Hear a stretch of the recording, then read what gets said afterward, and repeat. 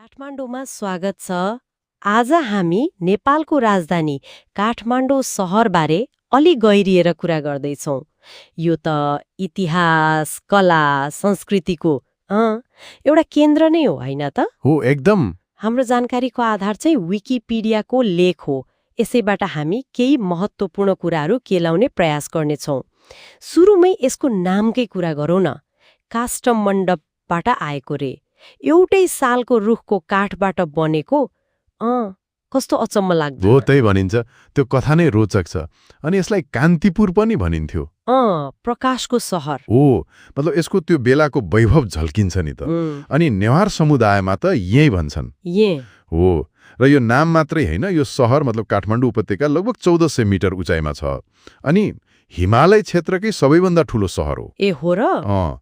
यसको बसोबासको इतिहास त हजारौं वर्ष पुरानो छ। प्रागैतिहासिक